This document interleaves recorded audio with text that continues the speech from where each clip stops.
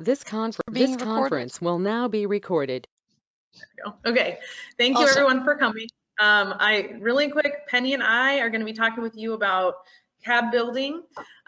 Before we jump into our presentation, I just want to quickly note that this is going to be on YouTube. So if your video is up, you're giving us permission to have that on YouTube, which is public. Thank you for joining us. I'm going to let Penny take it off and we'll get started. Yeah, thank you, Hillary. Thanks for the introduction, and thanks everyone for spending your time with us. I know your time is very valuable, so I very much appreciate you hopping on. So my presentation, my piece is going to be from 10-hour on demand to HRE. Well, my name is Penny Holloway, you know that. I just want to say I'm in no way associated with FTF, and everything in this presentation is a result of me following courses or other webinars, such as those from Megan Miller, communicating with other practitioners, sharing experiences, and also my personal experiences. My background is completely different background. I'm an immunologist. In fact, I got my PhD in immunology. And long story short, did a complete career change, have been in the autism field the last 10 years. The last 5 years in the US practicing ABA, and I'm a newly minted BCBA. So everything in here is just my personal, thanks guys, that's so kind. Just my personal experiences. So yeah, I was saying I am Dutch, and the Dutch have a commercial. It's called A Little Bit of Myself and a Little Bit of Maggie, and Maggie is the product that you see. And I really love this visual because it's so true. What they're saying is we have a product, these are our sources, and the rest you have to add in yourself. And that's what I really think the SBT process is. It's the SBT process, which we've all learned by doing the on-demand course. And then I can't actually see my visuals because the rest, because there's the faces over there. But oh yeah, on the right is the piece from Hillary. So there are a lot of people that inspire me, right? Hillary, who says, get comfortable with being uncomfortable, or I can't see my visuals. Oh, yeah, there you go. Megan Miller, who has awesome webinars about extinction, empathy, approaching things from a place of curiosity. Celia is one of the people that always inspires me. She's got amazing analogies about a double black diamond and warning for bees. Might evoke you thinking, wait, what? Talk to her about it because she tells them so beautifully and I would just butcher them. And obviously Dr. Hanley, right, who has amazing sentences such as, I promise not to change your behavior until I understand it to some extent. So what I love about our Facebook page is we're a community, and I love how positive it is and how we can reach out to each other for help. So what I love is that we're not alone. So engage in following the 10-hour on demand, attend hangouts, watch the recording, read articles, post on Facebook, ask questions, attend courses. Then I feel we support each other and we're not alone, and we get awesome ideas from each other, right? So yeah, I'd love to talk about synthesized reinforcers for a little bit because when I'm talking about my synthesized reinforcers, I'm at Panera. The sun is shining. It's approximately 20 degrees centigrade, not Fahrenheit. I have my friends. I'm sitting there with Shruti, Hillary's there. I'd love Megan Miller to be there. Celia, Clelia, basically all of you, right? I'm sitting there with all of you, and I have my caramel macchiato, and I'm talking about SBT. So this to me is sweetness, right? And we're all there, and it's amazing. So these are my synthesized reinforcers. So I very often on Facebook see that we have all the synthesized reinforcers present, but the client is still engaging in R1s and R2s. So when I have hazelnut black coffee instead of my caramel macchiato, I'm still going to engage in coffee-seeking behavior because even though I have my coffee, I want my caramel macchiato, which I ordered, and somebody brought me this weird hazelnut coffee. So I'm still going to engage in R2s. Wait a minute, what's this? I didn't order this. Who gave me this? So I'm going to show R2s. And if all of a sudden the conversation pivots from talking about skills-based treatment to all these beautiful ladies all of a sudden talking about Formula One and how the cars were going around. I'm going to engage in R1s, right? Oh, I'm going to show escape. I don't want to be there. So with regards to our synthesized reinforcers, you can say, look, I'm giving the client a lot of attention, but it really is what Hillary says, pay attention to attention, because everything is so idiosyncratic about our synthesized reinforcers. So when your client is engaging in R1s and R2s and you think I've got everything here, you might not. Something might be missing or an idiosyncrasy. So I would love all of us to be very sensitive to the synthesized reinforcers and what I feel we sometimes do to families, right? And I'm a mother of 2 teenagers, and this would very much, I couldn't find teenagers. This would very much look like what my beautiful teenagers engage in, right? Lying in bed, they've got the Cheetos, they're watching TV, blinds are closed. And to me as a mother, it evokes a wait, what? And then if you're a practitioner and you come into my house with all the best of intentions, and it takes a while to get through HRE and the CFCR and the TR CAB 1, all of it looks like, okay, time to work. My teenager says, my way. And then we're like, that's okay, Cheetos for you. As a parent, I would think, wait a minute, I hired you to get rid of all of this. I hired you to get some skills in there. And wait, what? You're coming into my house and every time he just has to say my way and you say, awesome, Cheetos for you. I would tolerate it a session, maybe even to the third one I'm complaining. And we know where we're going. My question is, does the parent know where we're going? And I really do think that the SBT is an alignment of many values. And it's values that need to be discussed. And I feel we need to be sensitive to the Cheeto environment that we're bringing into the house. I'm not saying we shouldn't do it. I'm saying let's understand it. So we work in an applied setting, and I think the skills-based treatment, the research that we've seen very much comes from a clinical setting. And I do think the applied setting is so much more difficult because we're aligning values of many people. Penny, parent 1, parent 2, the RBT, maybe I'm in a school setting. That is a lot of people to which values have to be aligned. And I feel in an applied setting, removing barriers is a large part of my treatment process. And there's several lessons I've learned. One is to be more sensitive with the word happy, because if I say, hey, I've come into your house to make your child happy, relaxed, and engaged, it might not, but might evoke, wait a minute, are you saying my child hasn't been happy? All these years I've been with you're saying my child hasn't been happy with me, and you're stepping into my house saying you're going to make my child happy. So I do feel I try to be sensitive with saying that. I wasn't in the past, but I do now more often use, is your child in a good place right now, which is different than saying I'm going to make your child happy, relaxed, and engaged. I do try to make HRE as measurable as possible, because otherwise we have endless discussions. What is it? I might measure approach. I might measure smiles, the extension of an arm, eye contact, joint attention, sitting close to the therapist. And what I also find incredibly important is agreeing upon HRE, and I have a little bit of data that I can show. Just know all the data I have here, I've made it up. My data sheets are the real data sheets I use, but I've made up the data for the purpose of this. So I do take data on happy, relaxed, and engaged. I will videotape sessions, and what I love to do is I love to do a poll with parents in which I do telehealth, and I say, parents, I'm going to ask you some questions. Please answer me through the phone. And the reason I do the phone poll is because what has happened to me in the past is I say, is Johnny happy? And mom might say, yes, she is. And dad says, what do you mean? She's not happy. And instead, I have a whole discussion going. And in the end, I don't know what the answer is. And everyone's changed their mind because, oh, yeah, I suppose you're right. So then I get a whole bunch less reactivity if I do poll version through the phone. And I do believe that if we agree upon HRE and problem behavior is low, Then I have all my reinforcers. And what I'm going to talk about is I also have the reinforcers of the parents and the therapist if all behaviors are low, all.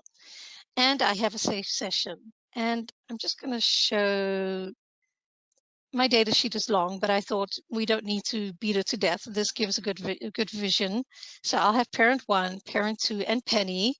And I'll have questions such as, on a scale of 1 to 10, how important is it to you that Skinner, we're analyzing Skinner, I think he'd like that, is happy, relaxed, and engaged throughout the treatment? And parent number 1, Penny always says 10, right? We all know Penny scoring is 10. Parent number 1 might say 8. It's important to me.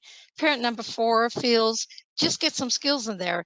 I don't care if he's a little bit uncomfortable. He can be uncomfortable. Just get some skills, because then when he's got skills, then he'll be happy. So this to me means, okay. And I might show fragments and I'll say, do you think Skinner's happy, relaxed, and engaged? So this happens to me a lot. I'll say he's happy, Jackson, engaged. Parent 2 will say confused, and parent 1 will say not happy and relaxed. And I'll think, So it's hard moving forward under these conditions. And I do have solutions, or at least my solutions. Don't have to take them. So my model is cry, eat ice cream, and make a data sheet. That's my model. And I'll explain that. So say you're in a house and you've done the PFA, you've got beautiful experimental control, you've determined the synthesized reinforcers. And we're going to go back to the picture I showed, right? The TV eating chips. I know we don't have them in the analysis, but there you go. She was eating chips, so I'm putting it in. TV eating chips, telling us about Dora and having us comment on Dora. That's the little girl's synthesized reinforcers. I've determined this, and I'm like, whoop, I'm awesome. I've done it. Experimental control. So then I have my session number 1, and parent number 1 that scored an 8 has the chips ready, is okay with the TV, enjoys hearing the laughter, will accept these conditions, says, it's okay to have TV and chips, I just don't want them in there for a long term. That's fair. Parent number 2, who had scored the 4, says, I want the chips out, I want the TV out, and I want the skills in place. The RBT has never heard of SBT, uses prompting throughout the session, which really breaks my heart because there's full physical prompting, there's guiding the child, there's all of that going on, which is evoking a whole lot of EOs with me. And the RBT doesn't agree with reinforcing R1 and R2. I say, please reinforce that. They say, no, we should do extinction. So I think we've been in sessions like this, right? I have. And then I come home and I don't say to my husband, this happened. I said, oh, sweetie, I don't know. I suck. I don't know if I can guide this family. I don't know if I can get to where I need to be. So that's my crying. And then he brings me some ice cream. He's like, oh, sweetie, you're amazing. You'll do it. So that's the ice cream condition. And then I think, okay, Penny, what's going on here? And how do I move forward? So I do very often align everything I do with our ethical codes. So I will think back, okay, Penny, what happened? And what are your EOs? So say I was in a session and there were many punishment procedures, which were making me think, wait, I don't want that. And there was a lot of prompting going on. That's least restrictive. So then I make a data sheet. So I hope this does Kelsey Rupel justice. I hope she'll be proud. I do use her data sheet, and I'm first going to explain a little bit more, and I'll come back to this. Okay, so I do use the balance program on therapists and parents. I generally see 2 trends. The trend where there are many antecedent strategies in place and there are no problem behaviors, where, for example, don't make loud noises that will upset Skinner, or cut his sandwiches in a square, then Skinner won't get upset. That I see many antecedent strategies, no problem behaviors. Or I will see, let's get Skinner to work, let's do this, have him hang up a coat, have him do this, and I'll see a little play and more problem behavior. What I like about it is balance gives me a nice baseline of child versus parent led. It gives me data to discuss with stakeholders rather than my opinion. And also it gives me something to increase or decrease, right? I can say I want more of this, but where are we in the beginning? Was it happening 10%? Was it happening 20%? So this is a data sheet that I, for example, make. This is my make data sheet. So the top part is actually balance. How was the adult teaching integrity? So this can be the RBT, it can be the parent. Was there problem behavior? Is it child-led or parent-led? And was child-led play observed? So sometimes the child, doesn't have to engage in the activity anymore, but then will engage in rolling on the floor. So then I don't see child-led play, even though they have the opportunity. So here, the prompting present is me measuring, is this going on? The least restrictive. The prompting bothered me, but is it a problem? Is it going on 10%, 100%? Is it my emotion? And what is the baseline? Is it happening a lot? The independent child vicinity is probably a measure that I have tacked it as then the child is happy, relaxed, engaged. So I have one dimension in there that measures happy, relaxed, engaged, and then happy, relaxed, engaged, my opinion. Also, was an EO present, as in did the therapist say, okay, time to work? And what I love having in my data sheet, and I don't always, was the parent present, because if the parent swoops into my session, then there's an EO present, right? The parent isn't happy at that moment. There's an EO, or maybe not. I see that. Explain that.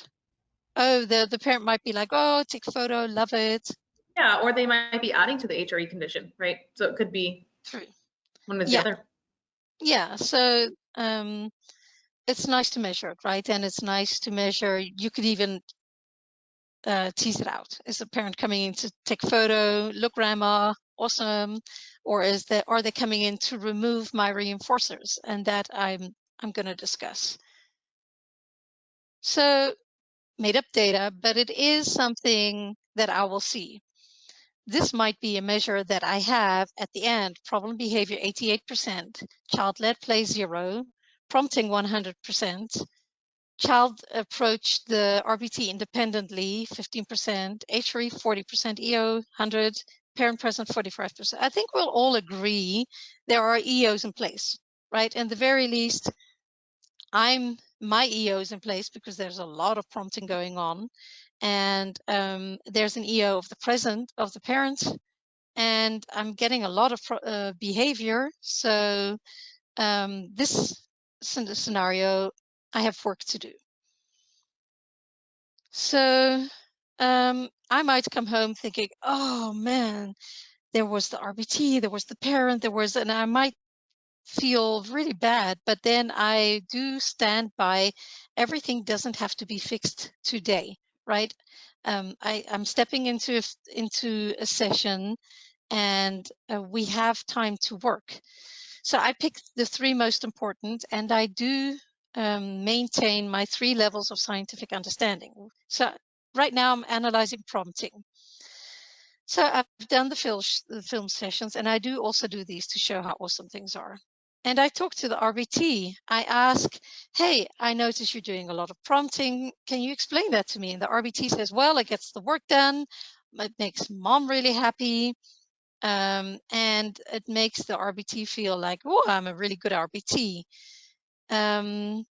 So there's a lot of synthesized reinforcers going on for the RBT, right? And it's something I want to change, but I don't want to change it by saying, look, we're going to change it because Penny says so.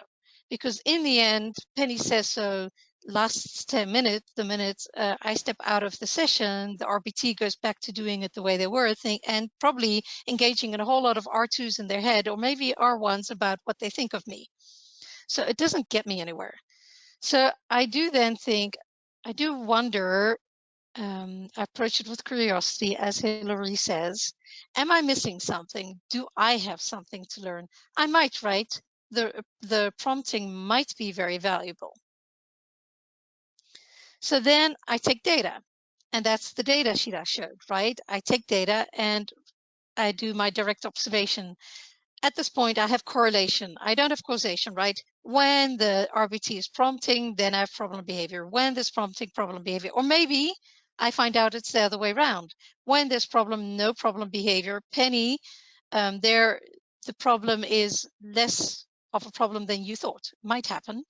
So I still have correlation, but then we're behavior analysts, right? Then I say, hey, could you tell Johnny to hang up the codes? And you're not allowed to touch them. In fact, you have to stand here and tell him to hang up the code. No prompting. So then I measure. No prompting. Do I get compliance? Do I get HRE? And then I say, hey, could you do the same, but now do a lot of prompting? So that's the thing, right? We can discuss using a lot of data. And I think it takes the emotions out of things. It takes, I'm measuring my emotion, I'm measuring what's going on, I've got correlation and causation, and it's something I can now manipulate. So I do stand by a couple of assumptions. In my Primera condition, I will never have an R2 or R1 because I'm sitting there with my latte, I'm talking to my BFFs about the conversation. No R1s.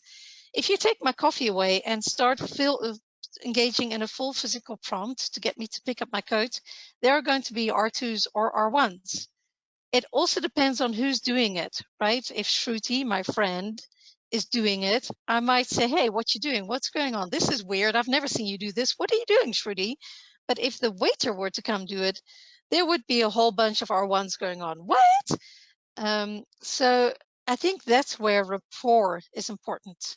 And I think either way, the client will show everyone the way. The client will show you with their behaviors, I'm okay with this, I'm not okay with this, and that's the way forward. I've seen a lot of discussion on our Facebook page about the iPad, the phone, the TV, and for the client, it's really is about the idiosyncrasy. I love my phone, but I don't love my phone. I love Facebook talking to Hillary about SBT on my phone. Take Facebook away, I don't want my phone. So it really is about the idiosyncrasies, and it's not about the iPad. It is not about the phone. It's not about the TV, same Hillary says. And the same goes for the parent. So yeah, that's going back to, they brought us into the house to remove the problem. And the parents, I think we need to be mindful that they have a whole bunch of synthesized reinforcement going on too, that we are messing around with. I couldn't think of a better word, sorry. And I do love using the picnic analysis. It's something I learned during my course at Ryder when we were doing OBM. I'm just going to explain. I don't know if people know the picnic analysis. So it is an analysis of behaviors. And what's nice about it is when you do the picnic analysis, you have to tease out the behaviors, and I'll explain it. I just need to explain how it's measured. So we measure positive versus negative contingent upon a response. And it's not the positive versus negative the way we do in ABA. It is, was it a good experience for that person or a bad experience? So is it a good or bad experience? Immediate versus future, and certain versus uncertain. So you will see that here are the points. The P is for positive, I is for immediate, C is for certain. So if this, whatever is here, is a positive experience for someone, immediate and certain, it gets a high score. If it was negative in the future and uncertain, yeah, I'll upload it, then it is a low score. So if you think about the parent with, come on, let's go up. It's not letting me go up. Come on now. Why, I'm stuck. No, that's down. Up. There you go.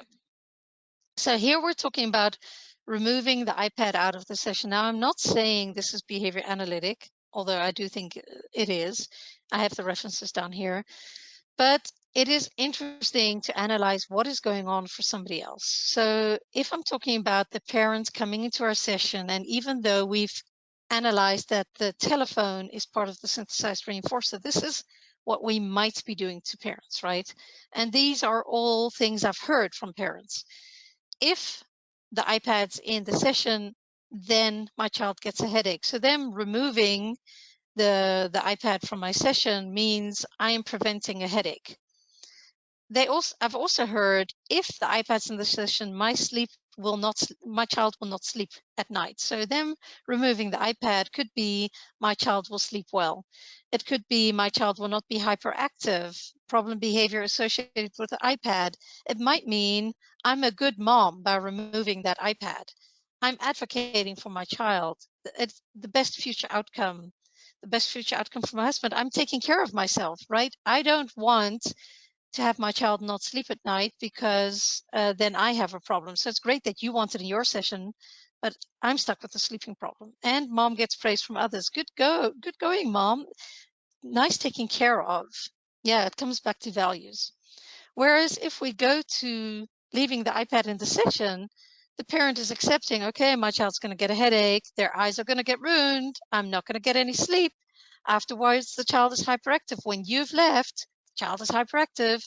I'm not a good mom. I'm not advocating for my child. All I'm saying is we need to be sensitive to the synthesized reinforcers of the parents, both of them, the RBT and Penny, and we need to align the value. The good thing about doing this is we now have something we can work with, right? We can say, for example, okay, so it could well be that the iPad interferes with sleep, but let's measure that, right? All of these are things we can be behavior analysts. We can measure it and we can see whether we can align values or not.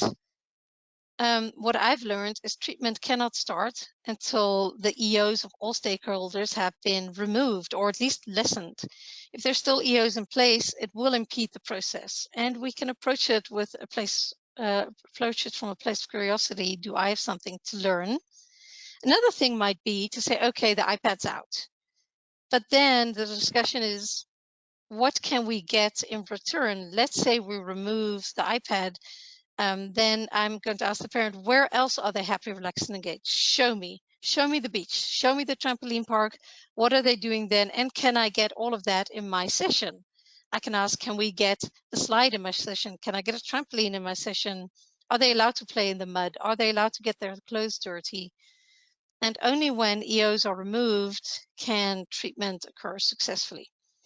So this one, I'm not going to get in because Hillary will get into much more. I do want to credit Amelia, my supervisor, when I was a supervisee, who helped me make this visual. I made it, but under her guidance, or maybe she made it. Sorry, I don't remember. We both made it.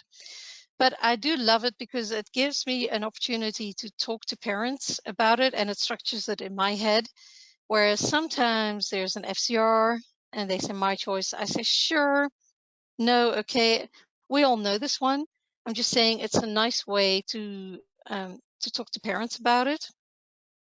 And I present my treatment plan to parents this way because it means a whole lot more than showing a 30-page treatment plan. I'm going to say, look, we've got our VB map goals where we're going to work on tacting. First just a little, then a lot more. And we are going to tolerate working independent. I don't do tolerating a lot, but I just wanted some examples. First a little, then a lot, and then while being challenged. So I just wanted to show these thought processes, and maybe they're valuable, maybe they're not. It's just ways that I've worked towards removing barriers. And I think in the applied setting, we will have those more often than in a clinical setting. Any questions?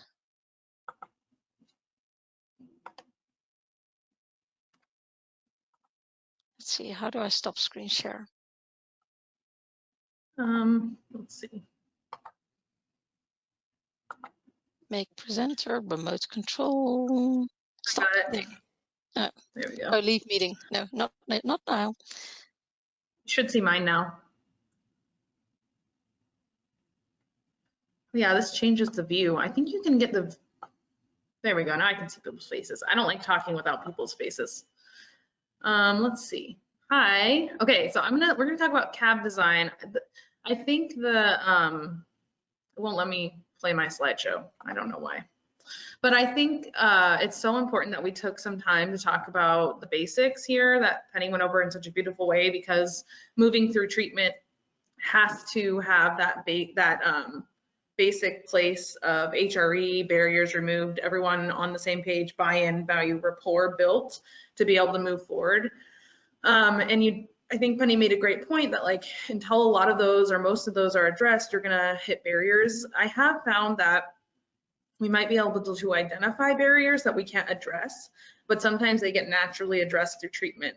But just having the awareness of them is really helpful because it can also help us shape our CAB design and shape our treatment design and what we're going to be doing and working on. So we might not know what the barriers are, or we might know what the barriers are and we might not be able to address them, but at least if we know them, we know what we need to treat to get treatment, to get the person through treatment and through to the places we want them to go or that the team wants them to go. So let's talk about CAB design. I want to encourage you, if you feel comfortable having your voice on YouTube, I don't have a lot to go over here, but if you do feel comfortable, chime in, ask questions. I'm going to just quickly review kind of like how I do CAB structuring and some CAB examples that I use at my organization, which do not match the FTF examples. That reminds me, hi, I'm Hillary. I run the group with Penny. I work out in Bellingham, Washington. I also am not associated with FTF in any way, and everything I'm going to talk about are my personal opinions. And I make a note on one of these slides that my data sheets and the way that we run CABs is vastly different than how it looks from FTF. So I think that's important to know that this is a flexible process. But if you feel like you want to ask questions or chime in before I stop the recording, feel free to do so. Just know that your voice is going to be on YouTube. So keep that in mind. And otherwise you can save your questions to the end, but don't hesitate to interrupt me. So let's talk about actually structuring CABs. This is one of the most commonly asked questions in the group. And Penny and I were hoping by doing this hangout, we could just give people the link to get this information rather than needing to go through a thread that doesn't really necessarily help you build a CAB. So CABs, what are CABs? Contextually appropriate behaviors. So let's talk about how we can build them. It is really hard to see your PowerPoint on this. How frustrating is that? Okay, so you can do this in a number of ways. You can use the FTF planning sheets. They have their workbook. It's for free. It's on our Facebook page. It's also on the practicalfunctionalassessment.com website. You can get it for free and you can download it. It can be really helpful if you're new at designing CABs because it has prompts and it kind of gives you examples of how to break things down. I don't necessarily use that anymore because once you get really good at building CABs, you just build CABs. You just know how to do it. You get really fluent at those skills. So what I do when I have a student in front of me or a client I'm going to be building a CAB for in this process, I really just think about what is my global goal? Like what did I put on their treatment plan? Or what is on the IEP goal? So what is that goal? And do I need to have an objective? Like, is it a year-long goal? Is it a 2-year, like how big is that goal? And is it gonna be reachable within my one CAB or do I need to break it down? So for example, I might have a CAB or an IEP goal that a student will remain on task for 30 minutes with minimal prompting, blah, blah, blah, blah. I'm probably not gonna choose that as my global goal for a CAB. I'm probably gonna choose like 10 to 15 minutes because it's gonna be more achievable. So I might have an objective, right? So 10 minutes of on task with minimal prompting and in absence of target problem behaviors, etc. Or I might have a global goal of will complete the laundry routine with less than 3 adult prompts, or will complete the toothbrushing routine with brush their teeth for 2 minutes with no problem, and all of these would be in absence of problem behavior. So the first thing I'm going to do is what we already know how to do as behavior analysts is set an objective and measurable goal that I want to meet that feels reasonable to meet. So then how can you break it? So then once I have that, so I thought, what's my global goal? Is it too big? Do I need to have an objective? Once I've decided what it is, let's just say it's, we'll play independently for 10 minutes. Let's just say that's the global goal I decided on with input from the team. Then I'm gonna think about how do I break that down into smaller parts and pieces. So this is legitimately, there is a chapter in Cooper of how to do this. It is called shaping, right? So just get a global goal and break down your shaping steps. So that's all I'm gonna do. However, the way that I'm gonna shape, and I'll show you this in I'm gonna have some example CABs. The way that I'm gonna shape is initially, I'm gonna shape very, very small, right? So initially, if you've taken the 10-hour course, or you've really heard anything about this process, initially you're going to ask them to, you know, stand up, hand you one thing, put their pencil on the paper. So I may or may not have those really specifically identified. I have some examples of it. So I might have it really specifically identified where I say, we're going to do like cab 1A is this particular, you know, thing, and cab 1B is this particular thing. I also might have it a little bit more global where like cab 1A is follows one transitional direction, cab 1B is follows two transitional directions, which I'm going to show you. But I'm going to start really small and say like 1 response, 2 responses, or 1 to 10 seconds, 10 to 20 seconds, 20 to 40 seconds. And as I move through my cabs, I'm going to increase that requirement while I'm increasing the requirement. So it's like a multiplication effect. I'm going to say at cab 5, I'm no longer going up by 10 seconds or by 1 response. I'm now going up by 4 to 8 responses or by 2 to 4 minutes in my response requirement. So it's going to, the shaping criteria also stretches as I go. And then the last thing I think about, and sometimes I just don't know what these are, right? Like we might identify ahead of time what the challenges are going to be for a particular learner, and then they're not challenges when we go to do the process, or new challenges crop up, right? Like we just things we weren't expecting. So I just kind of I really want to impress upon people that this is a flexible process. Like it is so good to go in with an idea, but it is also so important to be willing to flex that idea and say, oh man, well, I think there was just recently a thread about this on the group where they really wanted to transition the student from one place to the other, but they had been working on it for 2 months and they hadn't gotten the student to transition from one desk to another. And so the person asked, could we put a piece of tape down in the middle of the table and just have it clear 2 sides? And the answer is yes. So maybe for that student, you found their challenge, which you didn't think was going to be a challenge, but it is that transition. Because it's too hot for treatment right now, you want to wait until you've built some skills to come back and address it later. So when I think about challenges, that's what I think of. Is their skill repertoire strong enough to manage this situation? Or do I need to wait until I build more skills to come back and teach them how to manage this situation? So that can be ahead of time, but oftentimes I find myself making that decision after we've been trying to work through one point of the cab for a really long time. Like moving places is a very common one, or and some of those things we can't necessarily get rid of, like giving up the iPad. However, I'm going to talk about that. Okay, so here's an example. Whoops. Here's one example cab branch. I think this might be kind of hard to see, so I'm going to zoom in. Give me a thumbs up if you can see that. Okay. Okay, cool. So this is an organizational, this is a cab branching sheet that I created for my organization. It is in the files on the group if anybody would like it. I can also send, I think I might have an updated one. But essentially, we try to, like, my entire philosophy in this job is parsimony. I live, breathe, and die by the idea of parsimony. Like, I am very lazy. So I don't want to flip through a bunch of stuff. I don't want to have a whole bunch of stuff on the clipboard. I don't want to make my techs have to move through all these pieces of paper. So if everything can be in one place, I'm pretty happy with that.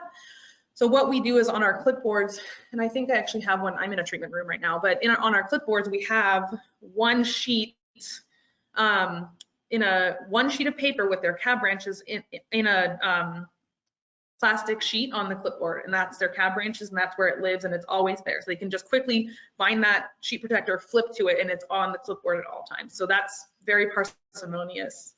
I put all of my data sheets on the group probably a year ago, but I can re-upload it. I might have changed it. So we have a 3 branch.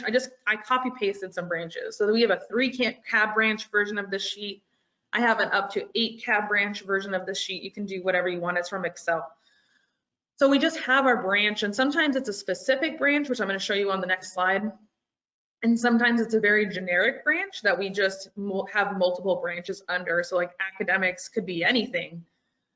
And adaptive could be any adaptive skill. And then we might, on our actual, we might have, it can be a little bit complicated. Again, parsimony.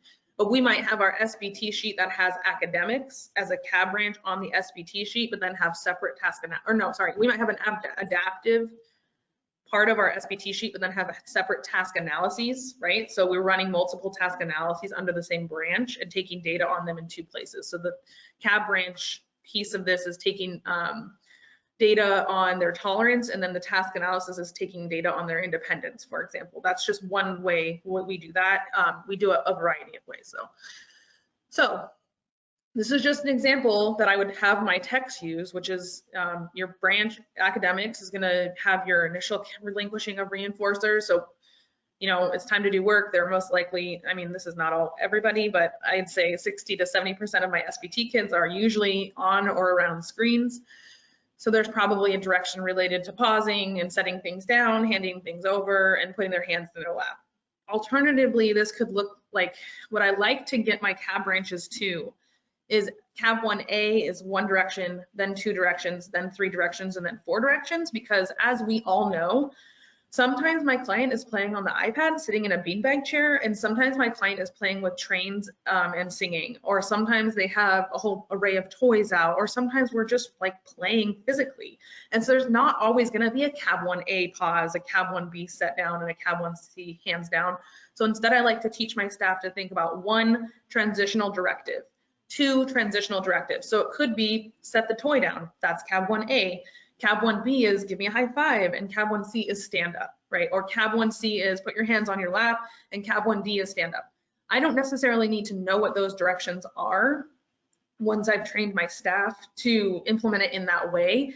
However, it does take staff training for them to be in a place where they can make those decisions without you. So that it can be helpful to break things down for your staff if they need it, but I do like to train my staff to the point where they can make those decisions on their own without me having to break things down. Because otherwise, what I've found is I have a staff I've trained who's like, okay, pause, set down, hands over, and they've got that, but then the kid is not playing with the iPad. And so like, well, how do I record it now because they weren't playing with the iPad? And it's like, well, what did you ask them to do? And they say, well, I asked them to do this, this, and this. And I'd say, well, that's CAB 1C because you did three directions, right?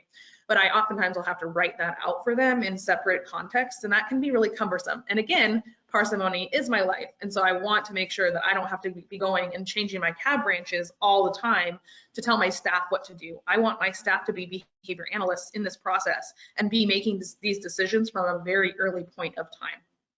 So then we have our CAB 2, which can be really generic, which is like, it might be stand up, it might not stand up, might be CAB 1. This is very dependent on your learner, you get to decide. And then it might be very easily generalized at this point, again, because of parsimony. I might just say, sometimes we're gonna transition to the table for academics. Sometimes we're already at the table playing, so we don't need to transition to the table. So again, I'm gonna have this be generalized from the beginning as much as possible. So it might be like, they're gonna take 1 to 2 steps to the new location. They're gonna go 1/4 of the way to the new location. They're gonna go halfway to the new location. They're gonna go all the way to the new location, and they're gonna sit down at the new location. That might be my CAB 2. And then, whoops. These are TUCs, time units of cooperation CABs. These two in particular. So what is not written in here, which should be, but I just grabbed this offline, and our organization has done full shift my way. So we don't necessarily have things as tightened up as we might need to if we were just training people on a one-off. So what I would have in here is in my CAB 3, clearly what is the expectation during that time. So lack of problem behavior, cooperation with the expected activity, what's acceptable for incorrects, etc. I'd probably have something written in here, but for our staff, they know that 0 to 30 seconds means 0 to 30 seconds of units of cooperation and engagement. And for some of our learners, that can be fully prompted as long as they're engaging with the prompts, right? So this is very flexible.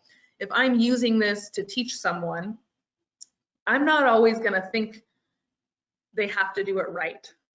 We don't, and I tell this to people all the time, we do not learn the most things when we are right. We learn the most things when we are wrong. So one of the things I like to teach my staff is to reinforce wrong more than right. Because if we can be wrong and be cool and have some grit about being wrong and keep trying, that is a good learner repertoire. So I don't necessarily make these specific to correct responding. What I consider correct responding is an engaged, happy, and willing learner, even when they're making mistakes. So like I said earlier, initially, and I actually think this is not, I didn't have a chance to edit this, I would probably make this smaller. So usually my CAB 3 goes 0 to 15 seconds. 15 to 30 seconds, 30 seconds to 1 minute, 1 minute to a minute and a half. So my CAB 3 is usually a 15 to 30 second intervals. What we do is we say any time. So if it's 0 to 15 seconds, it is a CAB 3A if you reinforce at 1 second or 15 seconds. Any of those seconds are up for reinforcement.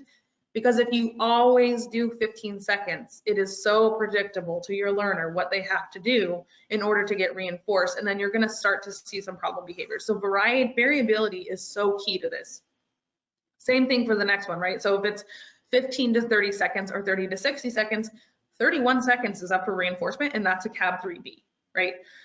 What we will be able to tell in our data is if we're not reinforcing later in that CAB 3B and then we go to a CAB 3C and we haven't done a good job of that, we will see problem behavior resurge, and that will tell us go back to CAB 3B and reinforce a little bit later in that chain. So my CAB 3 would be 0 to 15, 15 to 30, 30 to 45, or 30 to a minute to a minute and a half-ish. And then my CAB 4, what I do differently, I'm going to talk about this, but I typically don't diversify at CAB 4 like FTF does. I use CAB 4 to just extend treatment, and I run multiple branches at a time. So I might have 3 academic branches, math, reading, and science. I'm running them at the same time, but I'm not diversifying them at CAB 4. I'm just running them all at the same time, if that makes sense. That way I can use CAB 4 to extend my treatment time rather than extend across activities. So CAB 4, this is what I was talking about, start small and grow big. CAB 4, I'm typically shaping by a minute at a time. So it would be, 1 to 2 minutes, and any time in there is available for reinforcement. 2 to 3 minutes, 3 to 4 minutes, 4 to 5 minutes, and then that just keeps going up. I didn't include CAB 6 in this because it's going to be so specific for your learners.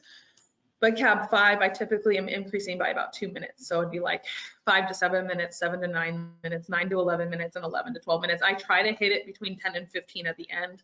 That doesn't always work. And so sometimes we add a CAB 5, JKL, M, or N to get us to 15 minutes. And I don't have my data sheets uploaded here. They're on the group, but all of these letters we just put in the box. So we say we do our data sheets going down in columns, and we put our CABs across the top. So you're running your academics CAB, your adaptive CAB, and your whatever CAB over here, games maybe, or peer play or whatever, who knows. And then you're going down, and as you're going down, you're putting in CAB 3D or CAB 4H or CAB 5L. And so that would indicate to the supervisor where you're at in your CAB chain, specifically by these little letters. And so then the other one on here is adaptive skills, which looks very similar. And these are TUCs. This is how we write our TUCs, time units of cooperation, if you want to do time-based CABs. There are considerations to make about whether or not you want to do a time-based CAB or a response-based CAB. We can get into that a little bit more in the Q&A if somebody has questions about that. We spent a lot of time talking about this in our CABs Are Here presentation with Emily Kearney and Kaylin. So what is Kaylin Riggs? So feel free to watch that, but if you have questions about those considerations, we can do that in the Q&A when I stop the recording. I just want to make sure we have time for questions. Here's another example that has more specific adaptive skills and has the response-based requirements. So we have work, and I thought it would be cool to put some CABs in here that people don't typically see, right? So hearing aids and bathroom. So for work, so this is a generalized one. So when it says CAB 1, it says relinquish items. This is for tech, in our organization, this is for techs who know how to do this on their own without us breaking the steps down. So they would know to put A, B, C, D, or E, depending on what they asked the client to do. This is probably, I just pulled this off of our organization website, but they probably are, this is a student who's been in SBT for a while. The techs all know what to do, so they don't have to break it down as much. And then cab 2, you can see that it has stand up, walk to the schedule, walk halfway to the table, walk all the way, sit down again. And then in our academics cab, we're focusing on mastered work in cab 3 and 4. And then at cab 5, we're really working up into new work, which is a little bit more of a challenge. So this is a little bit of a different cab branch. So you've got 1 to 2 responses, 3 responses, 4 responses, 5 responses, and then you go up over time. And then you have another tuck for hearing aids here. With the cab in the beginning, it looks different because they're not actually relinquishing SR. This is a cab that they stay in SR. So they're going to keep their synthesized reinforcement condition in place, but now they have to wear hearing aids while they're in SR and tolerate hearing aids while maintaining happy, relaxed, and engaged. That is the requirement in this cab. So they have to tolerate the BT doing this with their hearing aids and then getting their hearing aids in, and then it goes up over time, as you can see. And similar to what I talked about, 15 seconds, 30 seconds, 45, 1 minute, 2 minutes, 3, and then it starts going up by 2 minutes at a time. And then we have a bathroom cab. This is a common question in the group too, like writing a bathroom cab. And as you can see, it's broken down here as well. And I typically don't do a bathroom cab until I do an extension because we don't want problem behavior in the bathroom, right? So this might be a generalization extension for me. It's not going to be one of the first cabs that I do unless I absolutely have to. And I put that out there because bathrooming can be a huge barrier for kids. So we might need to work on some of the bathrooming skills. But what I was talking to someone the other day about maybe our bathrooming skills are we go in and wash our hands, or we work on that transitional piece and we wait for the toileting piece until we have some of our other prerequisite skills in place. But we get all of the other things ready so that when we're ready to actually do toilet training, we've built up tolerance of going to the bathroom without the clothing off piece in place when problem behaviors could happen. And we built all those prerequisite skills up so that when we're ready to take that dive into the generalization of actually using the toilet, we're ready for it. Some departures I talked about already. I typically skip diversifying at cab 4. Instead, I run multiple branches at a time. This is a personal thing. You do you or whatever you want. This is a very, very flexible process. I think use it the ways that make sense for you. We found it organizationally and for myself, it was hard to teach technicians to do this. And I think Penny touched on this so beautifully. In the applied setting, I do not have the ability to be providing all of these services as a BCBA. And so I'm oftentimes relying on behavior technicians to do this work for me. So again, parsimony is my life. And I think RBTs, CBTs, and lay people, teachers, paraprofessionals, the more accessible we can make this for them, the more successful they're going to be. And so I'm trying, when I'm doing all of these things, I am really trying to decontextualize all the things they have to learn and make this as simple of a process for them as possible while maintaining the integrity of the intervention at the same time. I talked a little bit about the within and out of SR cabs. So I typically have 2 of each running when I run SBT, and that really depends on the amount of treatment hours I have, but I don't really have anyone who's not in a pretty intensive SBT program. So if they have a 3-hour session, they're typically getting about 4 cab branches, usually some kind of transitional one, usually some kind of adaptive skill. It follows a treatment plan, right? Likely something with spontaneous requests, because those come up so frequently in treatment where kids are asking for stuff. And so we just want to teach them to hear no around spontaneous things that they want and be okay waiting or tolerating them coming, right? Because sometimes I want a cookie and this literally happened today. I want a brownie, they're cooking, they're literally in the oven. So no, they're not right now. Okay, thanks for saying, okay, let's go play this thing. And then we did a tuck while we waited for the brownies to cook, right? We talked about that a lot in the Cabs Are Here Hangout. So if you want more information specifically about that, you can go watch that hangout. And then another one I do frequently for an in-SR cab is a rigidities cab, where we oftentimes have students who are very, very particular about how their environment is set up and very, very particular about how their SR condition is. And so we set up cabs around the reality that those conditions cannot always be maintained at all times, right? So we're teaching them those skills of when the SR condition isn't perfect, or the trains aren't perfect, or the tower you want us to build isn't perfect. You can tolerate the uncomfortable moments while you're waiting for those things to be fixed. Oh, and one more, another really good within CAT, and we're going to talk about this in our Come On Manned Part 2 hangout, but within SR, another big one that I do is manned compliance. So just denial and acceptance and redirection of manned compliance. So I want you to, a great example of this, I have a client who likes to go swimming, and it is like 50 degrees in the water in Washington all the time. So they were in the lake recently, and it is cold. It is really cold. And so the client kept telling the tech to go under the water because that's how they wanted to play. But we built up this spontaneous request and man compliance play-based cab for a long time. And so the tech was able to say, I'm not playing under the water. And the kid was like, okay, that's fine. And then the tech was able to delay like 12 minutes at a time, having to dunk his head under the water because it was so cold, right? But if we were super early in the process, the RBT was the person who's in all of our videos, and that was Mike. I just have to give him such a big shout out because he's fantastic in all of our treatment videos that we're doing too. But if early in the process, and in fact, we were early in the process a year ago, and the same thing was going on, and we did have to go under the water a lot, right? Like in order to maintain our process, we did have to. That's why we have a cab chain for it, because we don't like getting that cold in the water.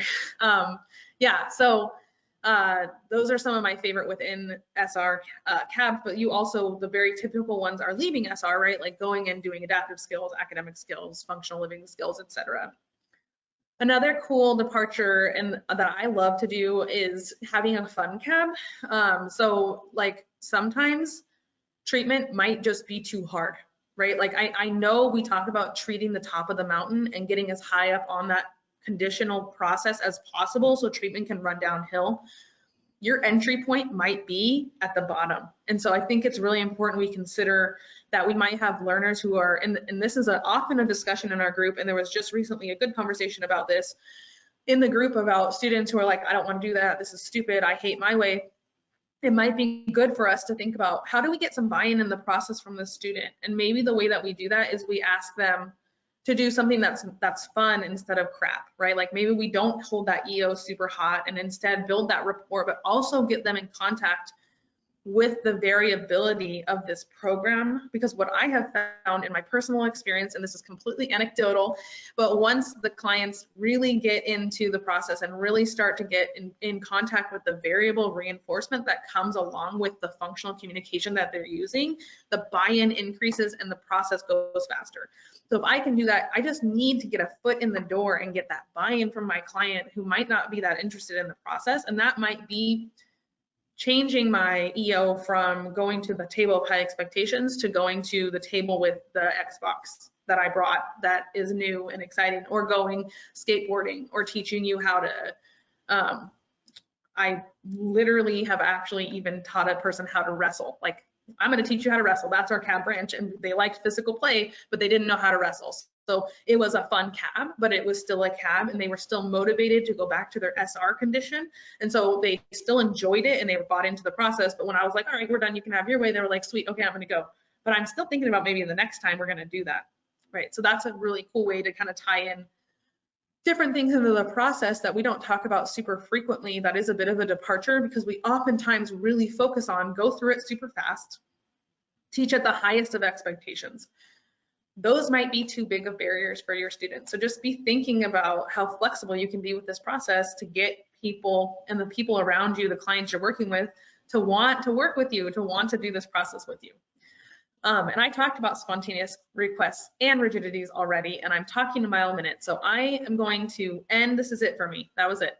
I'm going to stop. I'm going to officially stop our recording. Let's see.